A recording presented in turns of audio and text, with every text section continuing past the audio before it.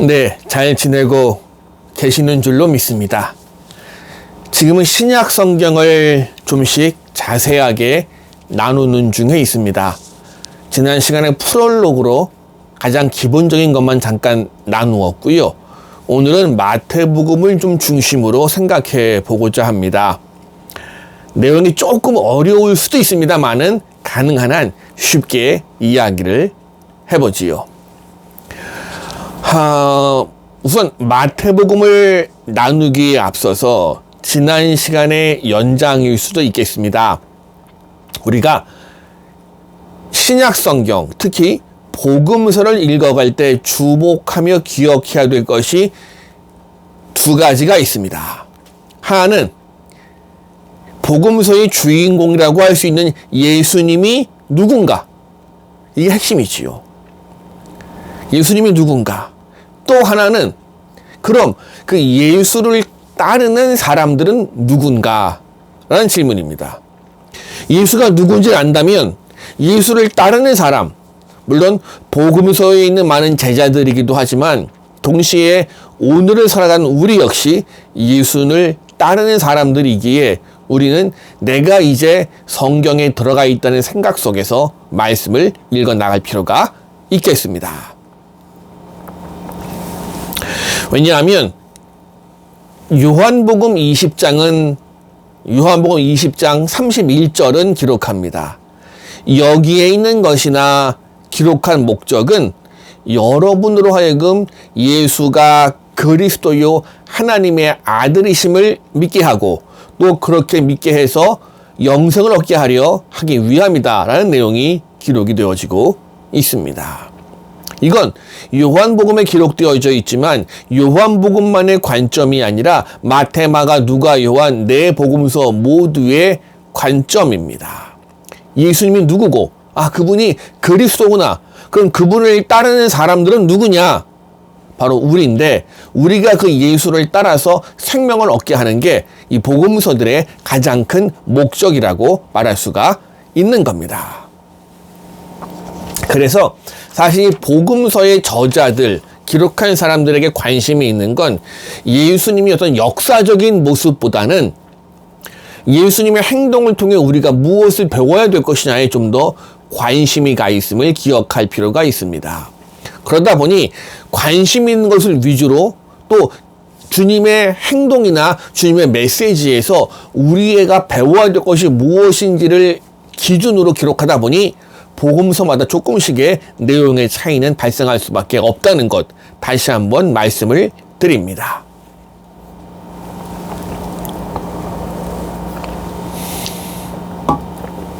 그래서 복음서, 특히 예수 그리스도에 대한 이야기를 기록한 목적은 예수님의 이야기 자체에 초점이 있는 게 아니고 그 이야기, 예수님의 행동과 그분의 설교를 읽고 있는 오늘날 우리의 믿음과 우리의 삶을 어떻게 꾸려가야 될지 여기에 사실 복음서의 중요한 관심이 있다고 말할 수가 있습니다. 자, 이제 마태복음을 조금만 살펴봅니다. 마태가 이 마태복음을 써서 이걸 읽히고자 했던 신앙 공동체가 있을 거 아닙니까? 마태가 복음서에 그냥 기록할 리는 없지요. 기록한 목적이 있을 거 아닙니까? 이 내가 기록한 예수님의 행적을 이들로 하여금 읽게 해야 되겠다. 그렇게 마음먹은 공동체. 즉 마태가 전혀 자신과 상관없는 공동체를 위해서 성경을 기록하진 않았을 겁니다. 즉 마태 본인을 포함하고 있는 공동체. 어떤 상황이었을까요? 아마도 마태가 속해 있던 공동체는 안에서 또는 밖에서 여러 가지 어려움을 겪던 시대로 보여집니다. 밖으로는 사실 제가 종종 설교 시간에 말씀을 드릴 것 같은데 마태복음은 유대인 중에서 예수님을 믿게 된 사람들이 모인 공동체였다고 말씀을 드렸습니다. 즉 유대인 중에서 예수를 믿게 돼서 모인 사람들, 그들을 위해 기록되었는데 자 생각해보면 이제 유대인 중에서 믿게 됐어요. 처음에는 유대인 공동체 함께 속해 있었지만 어느 순간 유대인 공동체와 이 중에서 예수를 믿는 사람들은 떨어져 나와서 다른 공동체를 만들 수밖에는 없었겠지요. 그래서 이 유대교 회당 공동체와 마태가 속해 있는 공동체는 늘 긴장과 갈등 속에 있을 수밖에는 없습니다. 사실 처음부터 이 예수님의 제자들이 유대인으로서의 정체성을 버리려고 했던 것은 결코 아닙니다. 왜냐하면 우리가 이미 아는 것처럼 사도행전 1장, 2장, 3장, 4장 앞부분을 읽어보면 사도들의 처음 활동 무대가 예루살렘 성전이었습니다. 그 후에도 전도 여행을 떠날 때도 보면 사도 바울은 늘 먼저 그곳에 있던 유대인 공동체, 그들의 회당을 방문하는 일을 멈추지를 않았습니다. 이건 처음부터 유대인 공동체에서 우리는 예수님을 믿을래 뛰쳐나온 게 아니고 그 공동체 안에 함께 어우러져 있는 속에서 우리는 그래도 예수를 더 그리스도로 믿는 사람들이야 라는 공동체 내의 작은 공동체였던 것이요.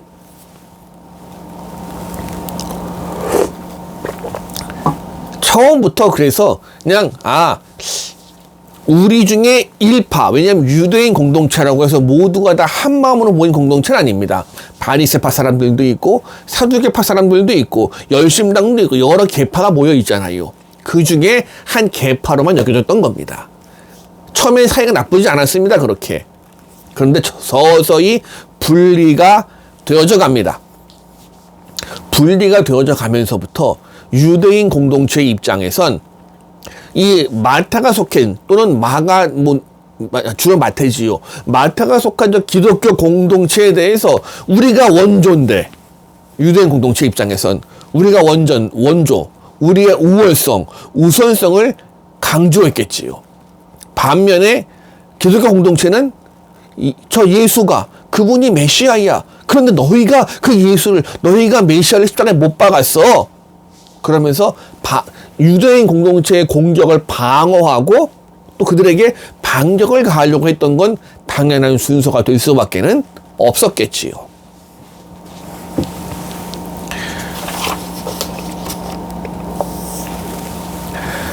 자, 그래서 마태복음의 흐름은 크게 세 부분으로 나누어집니다. 첫 번째, 1장 1절부터 4장 16절까지, 즉 예수님의 탄생, 즉 구약 예언의 성취로 이루어진 예수님의 탄생, 그리고 세례 요한의 이야기, 그 다음 이제 주님의 세례받는 모습, 광야에서의 시험, 돌아오는 부분들, 여기까지가 첫 번째 부분입니다. 그 다음 마태복음의 두 번째 부분은 마태복음 4장 17절부터 16장 20절까지 끊어볼 수가 있습니다. 여기에서의 중요한 전제는 하나님의 아들 예수님의 사역이라고 할 수 있습니다. 이 속에는 예수님의 첫 번째 설교 묶음, 그리고 또 예수님의 두 번째, 세 번째 설교 묶음까지가 중요한 뭉터기로 나옵니다. 자, 그런데 재미있는 게 첫 번째 묶음, 4장 16절까지 첫 번째 부분에서도 가장 중요한 핵심은 예수가 하나님의 아들이라는 거였습니다. 그리고 마태복음의 두 번째 묶음, 4장 17절부터 16장 20절까지에서 역시 가장 중요한 핵심은 16장 16절에 있는 예수님은 하나님의 아들이라는 고백 역시 중요한 부분입니다. 일단 마지막 마태복음의 세 번째 묶음이 마태복음 16장 21절부터 마지막 절까지인데, 여기에는 이제 하나님의 아들 예수님의 순환, 죽음, 부활을 다루게 됩니다.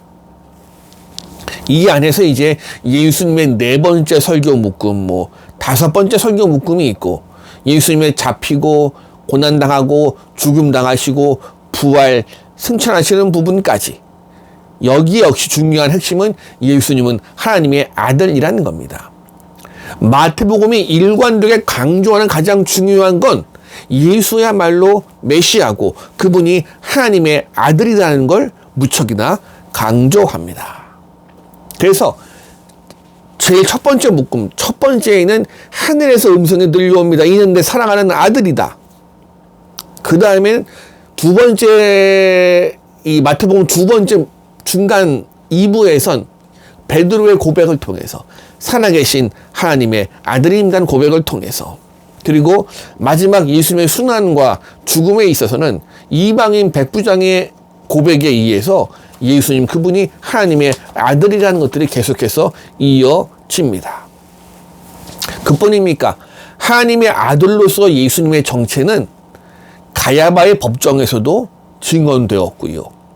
주님 변화산 사건에서도 증거되었고요. 그 다음에 많은 기적을 경험한 사람들의 고백에 의해서도 저 예수님이 하나님의 아들이라고 고백되어집니다.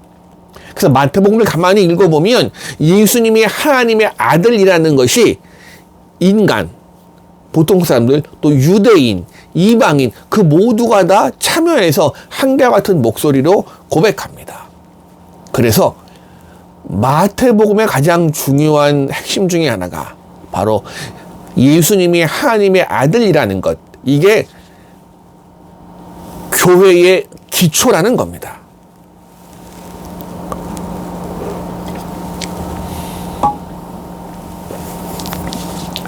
마태복음이 그리는 하나님의 아들로서의 예수님의 모습은 하나님께 전적으로 순종하면서 아버지의 일을 대신해서 아버지의 권위를 가지고 일하는 모습으로 예수님이 그려집니다. 즉 마태복음 21장에 나오는 포도원 소작인의 비유에 있는 주인과 그 아들의 비유와 같습니다. 포도원 주인은 자기 아들에게 모든 권세를 주어서 포도원을 관리하라고 아들을 보내요. 그럼 이 아들을 대하는 것이 바로 그 주인을 대하는 것처럼 해야 되는데 어떻게 됩니까? 포도원 소작인들이 주인 아들을 잡아 죽이는 내용이 나옵니다. 또 하나님의 아들로서 예수님은 마태복음에서 어떻게 그려지는가 하면 권위 있는 가르침을 베푸는 분, 권위 있는 교사로서의 모습 또한 중요하게 드러납니다.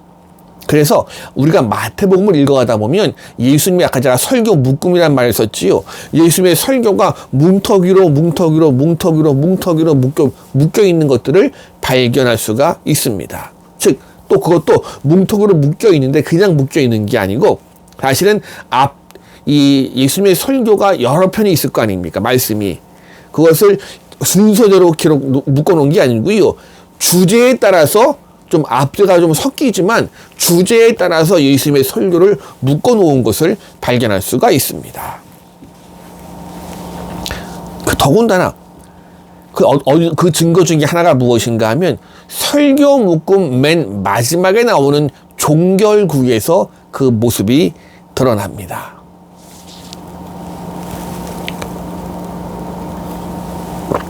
그리고 재미있는 게요.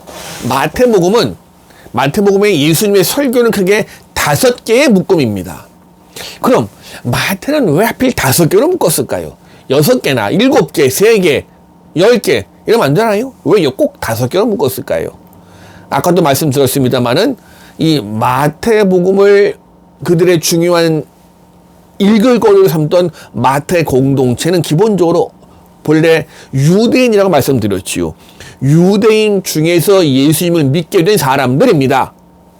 그러니 유대인들에게 율법하면 떠오르는 것이 무엇인가 하면 모세 오경이 떠오를 수밖에 없습니다. 창세기, 출애굽기, 레위기, 민수기, 신명기의 모세 오경입니다. 즉, 이 모세 오경과 비교되는 권위를 가지기 위해서 5개의 설교 묶음으로 묶었다고 보는 견해가 상당히 강합니다. 물론 이게 전부는 아니겠지요. 분명한 건 예수님의 설교를 특별히 주제를 중심으로 묶어 놓음으로써 예수님을 먼저 가르치는 사람, 교사로서의 모습을 우리에게 마태복음은 잘 보여줍니다.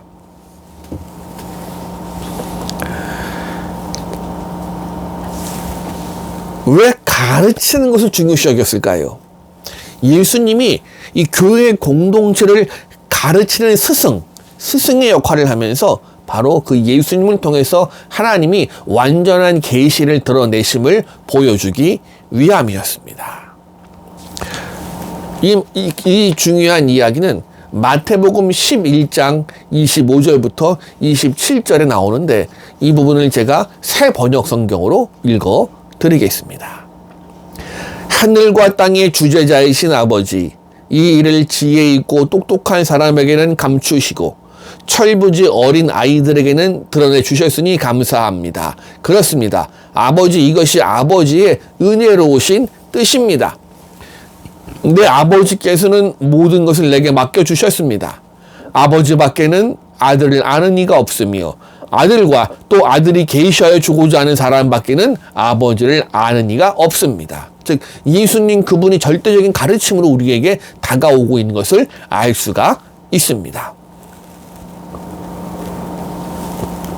그래서 우리는 이 마태복음 말합니다. 이 권위 있는 스승에게 배우는 게 중요하다. 왜 우리가 잘 아는 말씀이 있잖아요. 수고하고 무거운 짐진 자들 다 내게로 오라. 내가 너희를 쉬게 하리라. 나는 마음이 온유하고 겸손하니 내 멍에를 메고 내게 배우라고 마태복음 11장은 기록합니다. 내게 배우라. 여기서 우리가 수고가 무거운 짐진 자들아.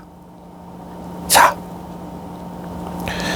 예수님이야말로 우리가 짊어지는 이 수고하고 무거운 짐, 사실 여기서 말하는 수고하고 무거운 짐은 우리는 흔히 우리가 가진 고통과 아픔을 먼저 떠오르게 하겠지만 유대인들에게는 이른바 토라의 멍에, 계명의 멍에가 먼저 떠오릅니다. 이 모세 오경에 있는 그 무거운 율법들을 지키는 그 멍에, 그 멍에는 이제 중요한 게 아니라는 겁니다. 예수님이야말로 더 중요한 가르침을 너희에게 준다라는 겁니다. 그러면 이 모세를 능가하는, 모세 오경을 준 모세를 능가하는 스승으로서 예수님의 모습은 이제 다음 시간에 이어서 나누도록 하겠습니다. 감사합니다.